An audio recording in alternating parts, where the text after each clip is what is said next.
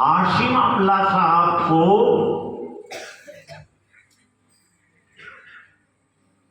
ایک جرنلسٹ نے پوچھا کہ خوبصورت لاکھوں لڑکیاں ٹیلی ویژن پر آپ کو دیکھ رہی ہوتی ہیں، اسٹیڈیم میں دیکھ رہی ہوتی ہیں، آپ کی شریعت کے مطابق بہترین داڑھی ہے تو آپ کو بڑی شرم لگتی ہوگی۔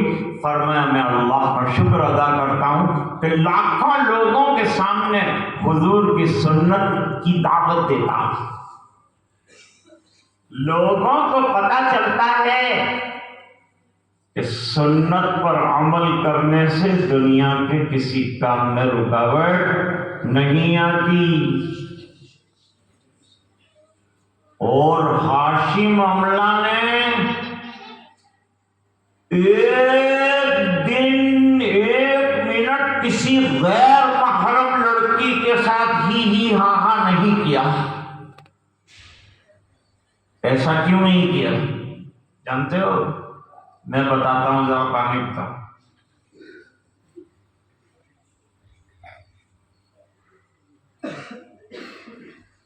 ہاشم املا کی تربیت ہوئی کس کے پاس؟ جو اللہ والے کے پاس چلا جاتا ہے چند ساعت بیٹھنا نصیب ہو جاتا ہے، اس کی زندگی بدل جاتی ہے، اس کا رنگ بدل جاتا ہے۔ دوسرے کرکٹر 3 گھنٹے پہلے ایئرپورٹ پر آ کر لڑکیوں کو آٹوگراف دیتے ہیں، 5 گھنٹے پہلے ہاشم املا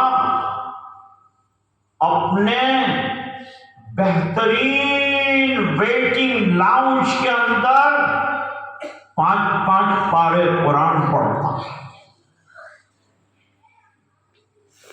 کیونکہ یہ ایک شیخ کی خدمت میں بیٹھتے تھے ڈربن میں، ان کا نام مولانا یونس پٹیل صاحب، انتقال۔ حضرت مولانا مسیح اللہ خان صاحب رحمۃ اللہ علیہ کے مجاز تھے، خانقاہ چلاتے تھے۔ میں خود گیا، مجھے ہاتھ پکڑ کے خانقاہ میں لے گئے، بٹھایا اور کہا بیان بھی کر، ذکر بھی کروا۔ بڑا مخلص اللہ والا۔ ان کے پاس نماز پڑھا کرتے تھے ہاشم املا۔ اثر دیکھو، ان کو کہا گیا کہ آپ کو ایک جرسی دی جائے گی جس کی قیمت 10,000 روپے ہوگی، لیکن اس کے اوپر لوگو جو ہے وہ شراب کی کمپنی کا لگا ہوا ہوگا۔ فرمایا کرکٹ چھوڑ سکتا ہوں، شراب کے لوگو والی کمپنی کا کوٹ نہیں پہن سکتا۔ میں شراب کو ختم کرنے کے لیے پیدا کیا گیا ہوں، شراب پلانے کے لیے نہیں۔ سنت پر عمل کرو دوست، سنت کو اپنی زندگی میں اپناؤ۔ جو جماعت رہنے والی ہے اس میں شامل رہو، لوگوں کی پرواہ مت کرو۔ ایک مولانا تھے، 150 کلو کا وزن تھا اور صبح میں قاری بشیر صاحب کی طرح جاگنگ کرتے تھے، اور داڑھی بھی ماشاءاللہ بہت بڑی تھی۔ ایک دن ایک دوڑنے والے نے کہا اتنی بڑی داڑھی لے کر دوڑتے ہیں تو آپ کو اچھا لگتا ہے؟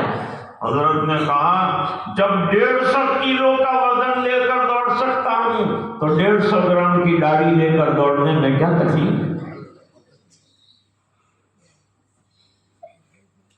تو میں عرض کر رہا تھا کہ امام بخاری رحمۃ اللہ